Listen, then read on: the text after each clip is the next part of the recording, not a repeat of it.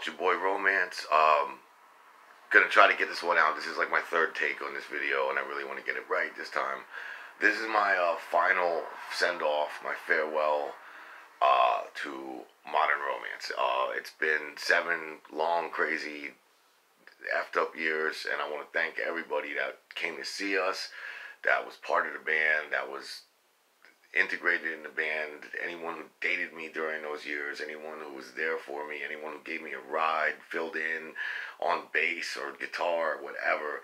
If I forget your name, please don't be mad, but I'm going to try to run down a list of every person that was officially a member of Modern Romance since it formed in November of 2011. This Friday, don't forget that the reason I'm doing this is because Modern Romance is dead. Gemini Rain has now begun, baby, and we're gonna be starting up this Friday, February 8th at Club 313 in South Bethlehem. So come see us. But all right, Modern Romance. All right, originally it started out with me. My original band was Ken Gualtieri, Dougie Nussbaum, and me in a band called Small Change in '97. Them dickheads left me, or not, I'm sorry, they left me to start Small Change. We were originally called the Morning Glories. They broke up. They started Small Change. I moved to Philly. I did jammed with G Love. I did a million things. Came out with a million albums. Had 2 babies. And once my baby's mom decided she wanted to get paid, I was out on my ass. And Dougie was going through the same crap at the same time. We decided to start a band to make extra money. Like for the Christmas of 2011, we just didn't have any money for our kids. And we're like, oh, how do we do this? All right, let's do some gigs.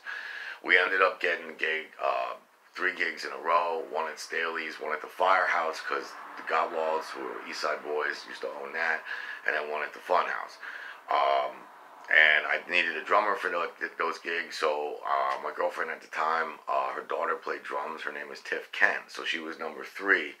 And Dougie had a girl named Sarah Doherty, who was the 4th original member of the band. Sarah she was a singer. She lasted a couple weeks. She didn't work out, so it ended up being me, Dougie, and Tiff for the integral months of forming the band and starting the band and getting the gigs. Also, during that time, I started messing, right when Modern Romance started, I started messing around with one of my college girlfriends again. I hadn't seen in, all the years, the 18 or 17 years since we graduated.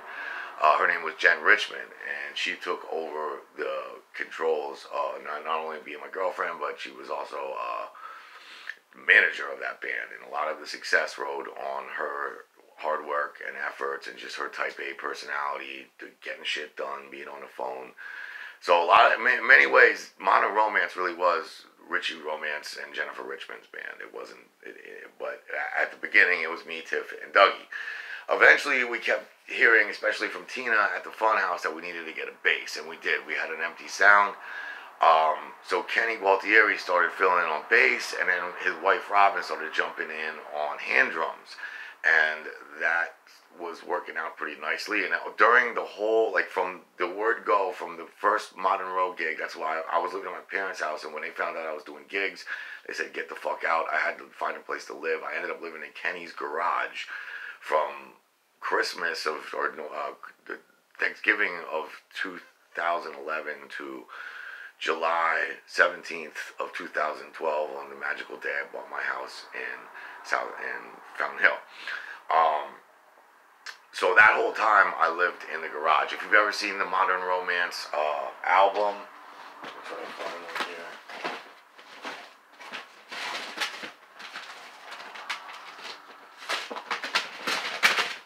This hunk of shit. Sorry it took so long. Alright, that was produced. The cover is nice. That was Dougie's artwork. But the whole thing, Kenny wanted to produce it, not let me produce it. So this album sounds like shit. But anyway, that was when Kenny and Robin were in the band. Somehow or another, as usual, and then Kenny and Robin were, we're just doing this for a minute. We're just going to do this for a couple shows, help you get off your feet. We're done. We quit. And then a couple weeks later, it was, we're starting Small Change back up, because Small Change had been dead for years. Dougie wasn't doing nothing. That's why I snatched him up. I was never privileged enough to be in Small Change, so there you have it. And now they're going to stay, and somehow or another, everyone in the world was enamored by Tiff. Everyone who fucking met Tiff fell in love with her, and she's such this this poor little unfortunate teenage girl rock star who can kill it on drums.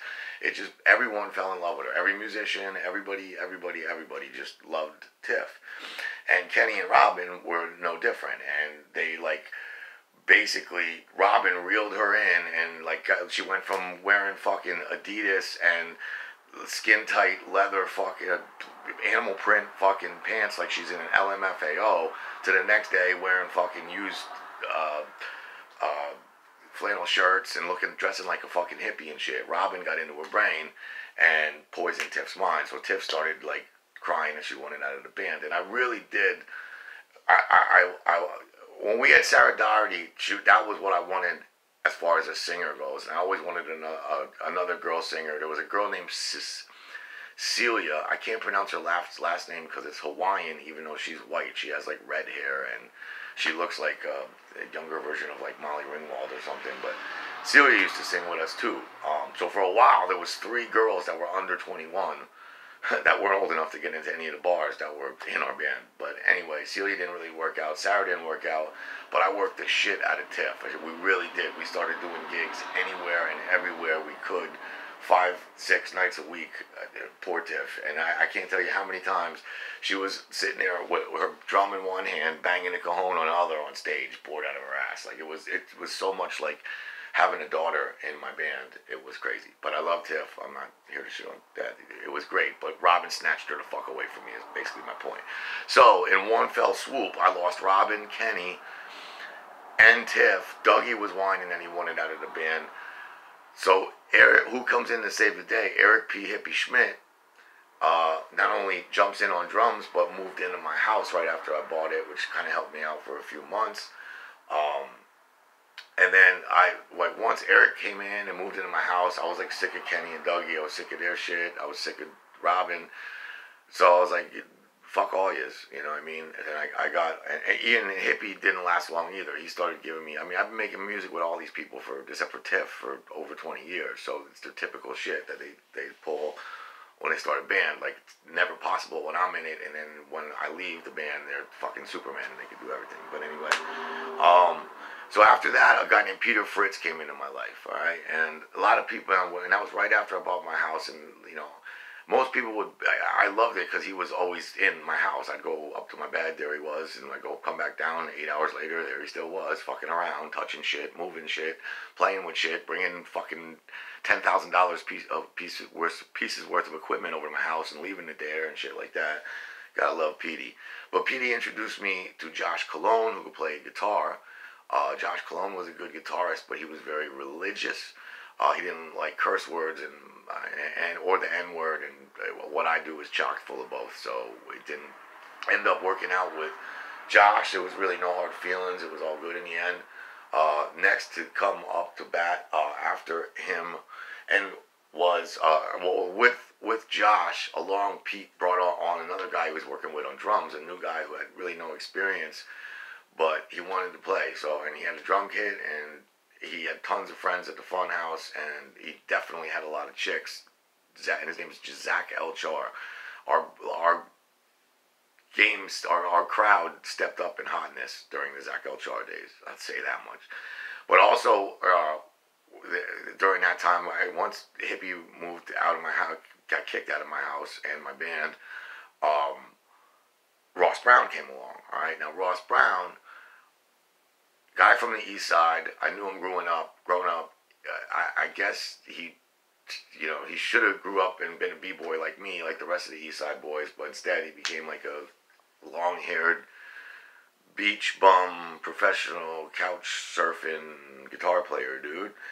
And I guess he rolled back into town for a couple months, and he needed some gigs. And I started throwing him everything I had. And when we had Ross Brown, we really did hit a pinnacle. If you see the pictures of us on Channel 69 News or see the news clips of it, that happened during that segment of the band. That was like Modern Romance 2.0. We killed Music Fest 2013. We just killed 2013. Like, for the first time in my life, I wasn't playing. I was playing only Fridays and Saturdays at the Fun House. Like, I still am not back at that status yet. But like, for a while, I was one of the key bands. You know, Modern Romance was the shit. But I had to keep switching people and moving people. And But when we had Ross Brown, Pete Fritz, and Zach Elchar, we kind of hit our high point, I would say. And that was brought down by, of course, I went away for a week. I came back. Ross introduced his brother to my girlfriend, and they show up at one of our gigs while I'm singing, and that's when I learned this information while I'm on song 2 of set 1. And, a fight breaks out, and it was the worst band backstabbing. You don't fucking hook anyone up with your bandmates, much less your brother. That's especially the guy who's paying you. I'm giving you the money.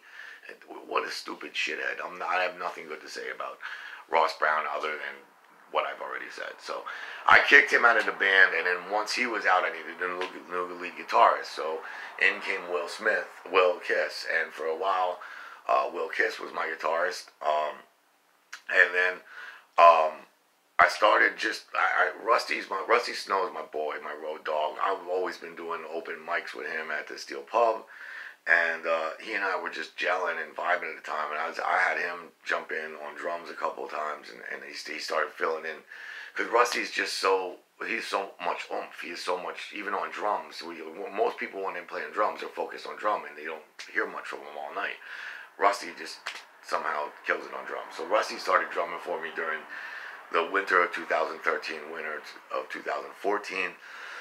It was me, him, and Will Kiss for a while. There was a while where Fatum was filling in. John Fatum, of all people, the maverick of the Bethel music scene, was filling in for me on guitar every once in a while. But during the winter of 2014, it was basically me, Petey, Will, and Rusty. And we did a lot of gigs, and we maintained or whatever. We got through the winter. Somehow, when spring came, me and Rusty got into some kind of beef, and I kicked him out of the band, and I basically redid I kicked Petey out, I kicked everyone out again, and rehauled the band into Modern Romance 3.0. And for that lineup, I had a guy named Dan Andre, but most people know him as Danimal on drums, killer drummer. I had Steven Shoebox Sahalis on bass, bro. I think that dude got ESP, man. I'm telling you, there's times where all I did was think of the bass line, and he played it along with me, man. The guy was amazing on bass. Didn't say much, didn't ever talk, but boy, he could play bass. And then finally, the genius himself, Justin Royer. Justin Royer is one of Rusty's boys. They had a band called Flowers for Taco. So I was beefing with Rusty, and then I kind of made up with him, and he's like, why don't you just scoop up my boy Justin, man, if you need a lead guitarist, because, and I'd had all winter long, I had Will Kiss, so it was like I didn't really need, and I had Dougie filling in once in a while, I had Fatum, every once in a while, I had Jesse Braun jumping in with me on bass and drums, I had different people jumping in a lot, but I didn't really need Justin up until that point. Suddenly, the band Modern Romance became me, Danimal, Shoebox, and Justin Royer, and we started getting we really were gelling. We were doing brand new stuff. We were bringing hip hop. We were bringing Tuesday nights. We were packing Molly's. Wednesday nights we were packing fucking the social. What is it? It's gone now, but what used to be the Fire Hall Social, this Broadway Social. We were loading that place up. Tally Ho gave us a gig. All these places that were always flaking on me before suddenly were opening up to us, and we were killing every show. And then I got arrested. Went to jail. That was January 27th, 2014. Got out January 16th of 2016. Just a little over 3 years ago. It's been a rough patch. First couple months I was out, I did some shows, and I did them with Rusty. And I even did it with Rusty and one of the drummers from a guy named Chris, the drummer from Flowers for Taco. And we were calling it Flowers for Romance. We were doing that for a while. Then, Rusty's, the Flowers for Taco, while I was in jail, they went from, playing the fun house in the Steel Pub to blowing up. Apparently what they did was Richmond told them, look, Richie has all these gigs. He got locked up. Why don't you play them out for him and you can make all this money? And they said, well, fine, we'll play all his gigs, but we're not going to be Modern Romance. We're going to be Flowers for Taco. And somewhere in there, I think it was Justin who was the brains behind it, got them signed at Media 5 or 5-Star Media or whatever. And they've been, they haven't been working ever since. Their life has improved much better since then. So I'm right behind you, fellas, even though I was right in front of you before. So yeah, I went to jail. I came back out. I was really depressed. Did a couple of shows with Rusty. 2016 was a mess for me, and pretty much the beginning of 2017. And then I didn't do anything for a year. Just fucking languished and tried not to kill myself each day. Right around the end of 2007, summer of 2017, I'm at one of Bill Maday's open mics, one of the last ones at Turka Hookah, and I met Redbird. And if you haven't seen Redbird, Redbird is a guy who turned 21 with us on stage last June. Black kid, skinny, can sing, can dance, can tap dance, can fucking probably mime. He could probably do ventriloquism. Dude played Willy Wonka in a children's play for his church. This kid can do it all. So when he came along for the next year, like really, it was all I was doing was getting a gig a month at the Funhouse, and I was playing it with Redbird. But Pete was filling in on bass, but he kept dicking out and fucking not showing up and shit like that. One time I finally got a drummer. His name was Claudio Pinto, and Pete was like, "Nah, I don't want to jam with him. Let's bring in Egan Miller on drums. I know this kid he's a prodigy." And Egan is another prodigy. I had two prodigies in Modern Romance within the last year. And, if you missed it, you missed it. But anyways, it was Redbird, and then Egan Miller was on drums, Pete Fritz on bass. Well, the next gig, Pete Fritz dicked out of town. So I asked if Egan could play bass, and then Claudio Pinto finally got his chance on drums, and it worked. Now, Egan Miller is sick on bass, and he has like 5 of his own bands. I don't want to like cloud up his existence. And as soon as I gained 2 prodigies of Bethlehem, I lost them both, because in the end of December, I don't know where I stand with Egan Miller. I don't know if he's down. I don't think he's down to commit, but he's down to jam. Redbird moved to New York, so he announced like I'm no longer part of Modern Romance. It was kind of a bittersweet thing with Redbird leaving, just because the guy was so damn good. Like I didn't have to do anything all night. I was following him, and the spotlight was all on him. And I don't mind sharing it at all. I am a hot dog, but like it was so easy. With him in the band, but I kind of do like the spotlight back on me, and definitely the work back on me. The learning the songs, the whipping everybody in shape, the getting everyone like he was taking more. Redbird was taking more of the reins of that, and so he left. Egan Miller left. All I had left was Claudio Pinto, who's willing to be my drummer. And I went to an open jam at my boy Jens Madelin's house a couple weeks ago. And a dude that I met a couple times before, I didn't really know him, Warren Sneed, his name is. He's a really funky bassist. He was there, and I was like, yo, I got a gig at the end of December at Funhouse. You want to play? He's like, yeah, I'll play. And I meet you and a drummer. And he said, you interested in really starting a band? After we played that gig, it's like, do you really want to start a band for real? And it was me, Claudio, and Warren. Like, yeah, dude, I actually want to play a lot of gigs. I want to play more gigs. I want to be more involved with music. All of us said that at once, and I said, that's fine, but I don't want to be Modern Romance anymore. That's just a name that for the last, I'd say, pretty much since 2013, like since Music Fest 2013, Modern Romance has pretty much been whatever Richie's putting together, whatever I'm throwing together that week. That's basically how Tina at the Funhouse does it. Like, well, I don't know, you don't really have a name or a band, so I'm just going to keep calling you Modern Romance. And we just stayed Modern Romance. So I wanted to get out of that. I wanted to break off that shackle. And this weekend this Friday is when it'll break. We'll be at 313. Also, on Sunday, February 24th, we'll be at the Funhouse, Sunday Fun Days. Please come check us out. We'll be rock shocking to the break of dawn. That is with that, I thank everyone who was part of Modern Romance. It's been a wild 7 years. I've been down, up on top, back down, and I'm still kind of down there, but I'm going to work my way back out of this. And Modern Romance put a lot of money in my pocket. It saved me. It put presents under that Christmas tree every year. It gave me birthday money for the kids. Number one, the real reason I did this was for my children, believe it or not, and I still am doing it for them. Thank you all who participated in Modern Romance. Rest in peace, Modern Romance. It was a great wild ride.